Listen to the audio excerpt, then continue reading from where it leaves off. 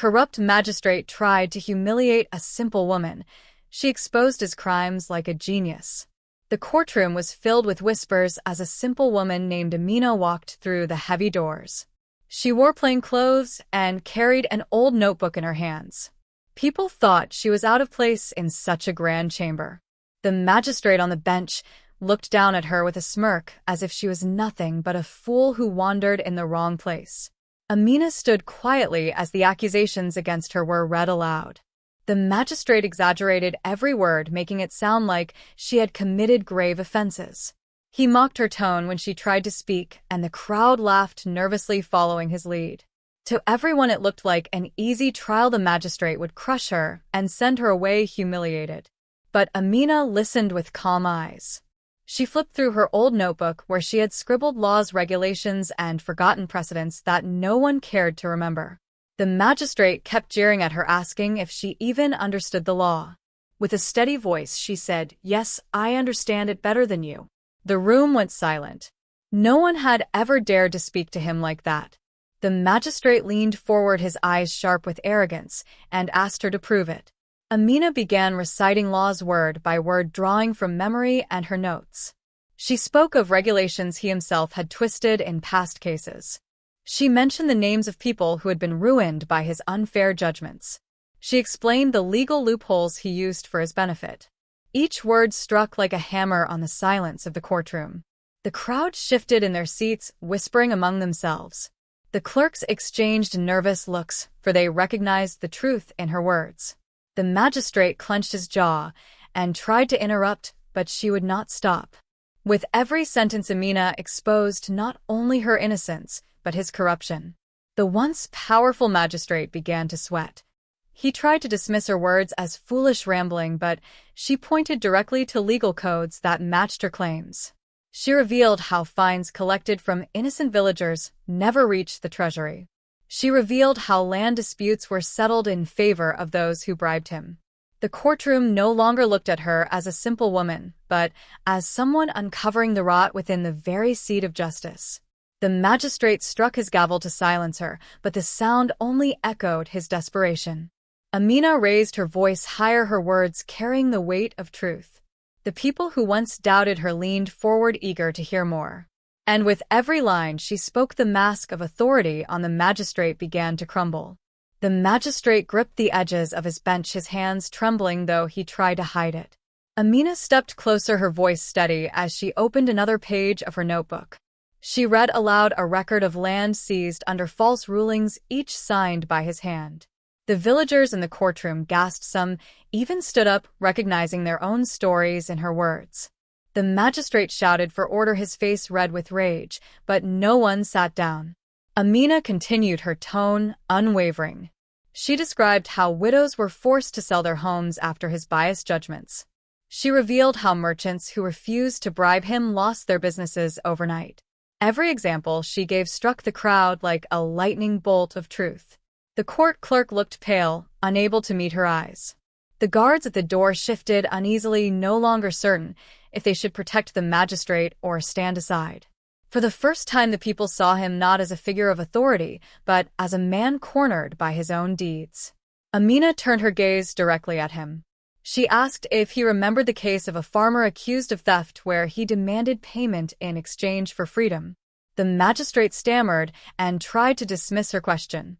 But the farmer himself rose from the back of the courtroom, his voice breaking as he confirmed her story. The hall erupted in shouts of anger and cries for justice. The magistrate slammed his gavel again, his words shaking with panic as he demanded silence. Yet the people no longer feared his voice.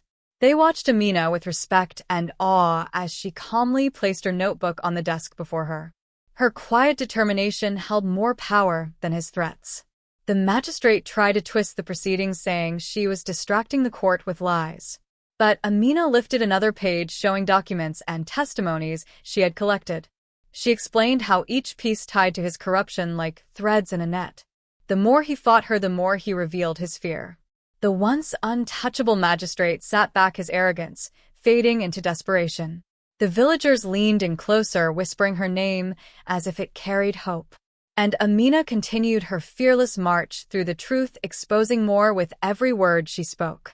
The magistrate wiped his forehead, his voice faltering as he tried to regain control. Amina stood tall, her presence growing stronger with each passing moment. She lifted her notebook once more and read out details of money siphoned from public funds, money meant for schools and hospitals. The courtroom gasped louder than before, mothers clutching their children and elders shaking their heads in disbelief. The magistrate shouted that she had no right to accuse him, but his words sounded weak, hollow against the rising tide of truth. Amina did not raise her voice. She simply spoke with calm certainty.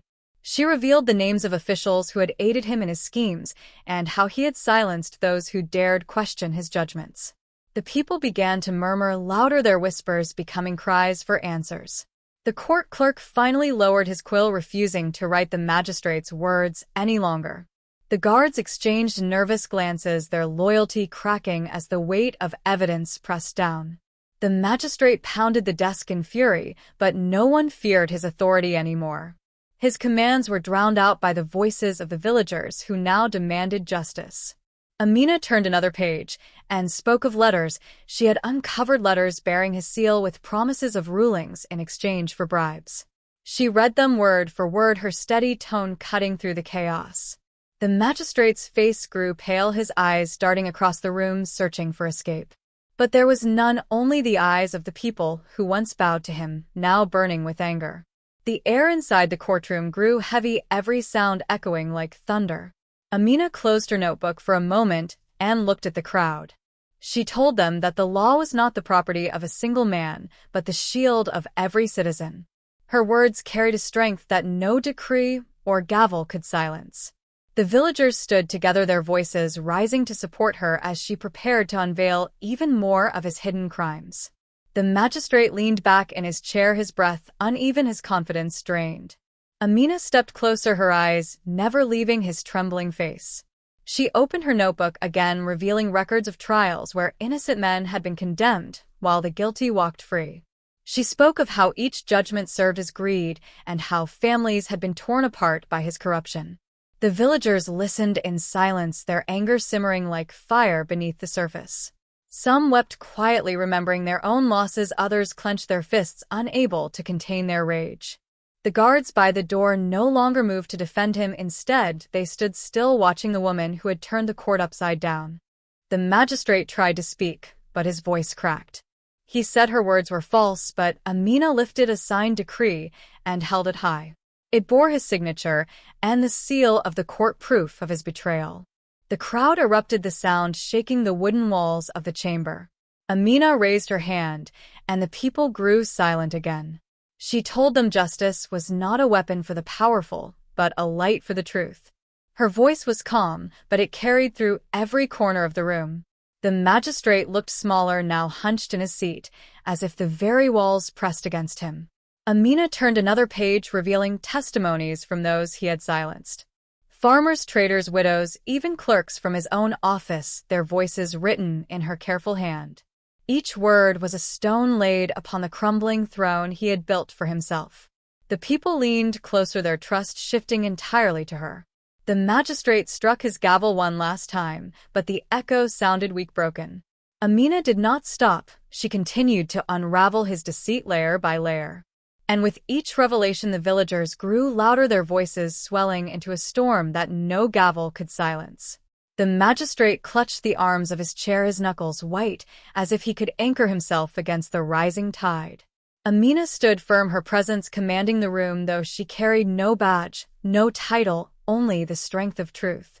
She opened her notebook again and read the testimony of a young boy whose father had been jailed for refusing to pay a bribe. The boy had written of hunger, of nights spent alone, and of the day his father never returned home. The hall fell silent except for the sound of muffled sobs from the villagers. The magistrate tried to dismiss it as fabrication, but his voice wavered, too much to be believed. Amina then revealed records hidden in old archives, documents the magistrate thought forgotten. She showed how he had rewritten verdicts after hearings to favor the wealthy and powerful. The people gasped as she laid out the evidence, each page a mirror reflecting his crimes. The guards at the back of the courtroom shifted uneasily, their eyes darting between Amina and the magistrate. They no longer looked ready to protect him, their hands hung at their sides, their loyalty dissolving under the weight of truth. The magistrate pounded the bench, demanding silence, but his words were drowned out by the cries of the people who now called for his removal. Amina lifted her notebook higher and declared that the law could not be bent by fear or money. She said the law belonged to the people and that no corrupt hand had the right to twist it for personal gain. Her words rolled through the chamber like thunder, leaving no corner untouched. The magistrate slumped in his chair, sweat dripping down his brow. He tried to speak, but only stammered broken words that held no power. The people no longer looked at him with respect or fear, they looked at him as a man stripped bare of lies. Amina stood taller, her steady voice carrying forward as she prepared to unveil even deeper secrets hidden within her notes. The magistrate shifted nervously in his chair, his robe no longer a symbol of power but a shield he could not hide behind. Amina turned another page of her notebook, her hand steady as if guided by something greater than fear. She began to speak of land stolen through false decrees, lands where poor farmers had lived for generations until his judgments forced them out. She named the villages one by one, and the crowd stirred as people recognized their own homes, their own stories woven into her words. The magistrate shook his head, trying to deny it, but every denial rang hollow. Amina then revealed letters she had copied from the archives, letters written in his own hand promising favorable verdicts to merchants who paid him gold. She read them slowly, each word echoing across the silent hall. The people leaned closer, their anger deepening as they realized how long they had suffered under his hand. One old man rose from the crowd, his voice trembling as he declared that he had lost his orchard because of such a decree. Another stood beside him, a woman with tears in her eyes, telling how her family had been forced into poverty after a false ruling. Their voices joined together, breaking the barrier of silence that had once protected the magistrate. The magistrate slammed his gavel again, but no one listened. His voice cracked as he shouted for order, yet the people ignored him, turning their eyes only to Amina. She raised her hand, and the hall grew quiet again. Her calm presence commanded them more than any gavel ever could. Amina told them that truth was a flame, and once lit it could not be hidden under shadows of power. She said the magistrate had used fear to silence them, but fear was weaker than unity.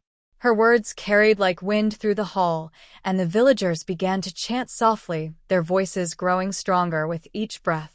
The magistrate sank deeper into his chair, his once proud figure now small against the storm of voices rising around him. Amina stood steady, her notebook still in hand, ready to reveal the next truth that would strip away the last of his defenses. The magistrate pressed his trembling hands against the desk, his eyes darting from one villager to another as if searching for an ally. But no one stood with him. The faces that once lowered in obedience now glared with anger and betrayal. Amina opened her notebook again, her calm voice filling the hall with a new wave of revelations. She spoke of how court funds had vanished under his care, money that was meant for bridges, schools, and wells. The villagers gasped, for they had walked on broken roads, watched their children study without books, and fetched water from miles away, never knowing where the promised funds had gone. The magistrate tried to protest, but his voice was swallowed by the growing murmur of the people. Amina raised her hand, and the whispers turned back into silence. She told them she had followed the trails of missing silver, traced every coin through false ledgers and hidden accounts. Each page, she revealed, carried his signature, proof that the wealth of the people had been stolen by the very man sworn to protect it. The guards by the doors no longer stood tall, their eyes shifted with unease, as if they too felt the weight of guilt for serving him. One guard quietly lowered his spear, the metal tip clinking softly against the floor. The sound echoed louder than the magistrate's gavel. Amina turned her gaze upon the magistrate and asked if he remembered the night when a family was forced from their home under the cover of darkness. The magistrate froze, his lips parting, but no words came out. From the crowd, a woman rose, tears streaming down her face, as she cried that it was her family. The hall erupted with voices once more, and this time they were not whispers, but shouts demanding justice. The magistrate pounded his gavel, his hand shaking so violently though it slipped from his grasp. It fell to the ground with a hollow thud and rolled across the floor, stopping at Amina's feet. She bent down, picked it up, and placed it gently on the desk before her. Her voice was calm as she told the people that true justice was not bound to the gavel of a corrupt man, but to the courage of those who sought the truth. The crowd cheered, their voices rolling like thunder through the chamber. The magistrate sank deeper into his chair, his power stripped layer by layer as Amina prepared to reveal yet another hidden crime from her notebook. The magistrate tried to rise from his chair, but his knees buckled beneath him, and he clung to the desk for support. Amina kept her eyes fixed on him, her notebook open as if it were a mirror reflecting every sin he had tried to bury. She began to read from another page, recounting the trial of a young girl accused of theft. The magistrate had condemned her without evidence and taken gold from the merchant who had brought the charge. Gasps filled the courtroom as an elderly woman stood trembling and declared that the girl was her granddaughter who had disappeared after that judgment. The magistrate stammered, swearing he did not recall, but Amina cut through his denial with yet another record signed in his own hand. The people groaned with fury, their voices rising in unison. The guards stepped forward for the first time, not to protect the magistrate, but to calm the angry crowd. Their eyes no longer carried loyalty to him, they carried shame for having served under his rule. Amina lifted her notebook high and told the villagers that every page was proof of how he had twisted the law. She said the law was not a weapon for the corrupt, but a promise to the people. The villagers cheered, their chants shaking the walls of the chamber. The magistrate clutched at his robe, his face pale, his authority crumbling like dry clay. Amina then revealed names of others who had profited alongside him, merchants, landowners, and even minor officials. The crowd turned their eyes toward those men, many of whom had slipped quietly into the courtroom, thinking themselves safe in the magistrate's shadow. But now that shadow had vanished, and their faces grew pale, as Amina spoke each of their names with calm precision. The magistrate begged her to stop, his voice breaking, but the people silenced him with their anger. Amina stood taller, her presence unshaken, her words carrying the force of truth as she prepared to reveal yet another layer of the web he had spun around the lives of the innocent. The magistrate shook his head, his lips moving without sound as though words had abandoned him. Amina kept turning the pages of her notebook, each one heavier with truth than the last. She read of secret gatherings in his chambers, where he sold judgments to the highest bidder. She described how poor men who came seeking fairness were turned away, while the wealthy left with papers of victory already signed. The villagers roared in anger, some shouting the names of friends and kin who had suffered under those very rulings. The magistrate raised his trembling hands, begging the crowd to listen, but no one gave him their ears. All eyes were fixed on Amina, who stood calm as the storm raged around her. She spoke of nights when families were dragged from their homes under orders bearing his seal. She spoke of fines so cruel that farmers had starved while their grain was seized and sold to line his purse. The air grew thick with fury, yet Amina's voice never wavered. She told them she had gathered not only words but witnesses who would stand against him.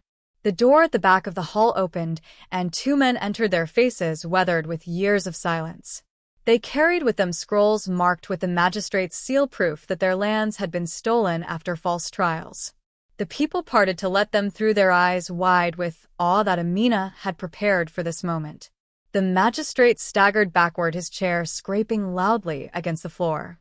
His power seemed to shrink with every step, as if the walls themselves rejected him. The guards no longer looked to him for orders, they turned to Amina, waiting for her voice to guide them. And with steady breath she lifted another page, her words ready to strike deeper into the heart of his corruption. The magistrate sank into his chair, his body trembling as though the weight of his own crimes pressed him down. Amina closed her notebook, her voice firm as she declared that the truth had spoken louder than his gavel ever could. The villagers erupted in cries of justice, their anger, now a river that could not be dammed. The guards who once stood by his side stepped forward and placed their hands on his shoulders, no longer to protect him, but to take him away. The magistrate tried to protest, his words stumbling over fear, but the people no longer heard him.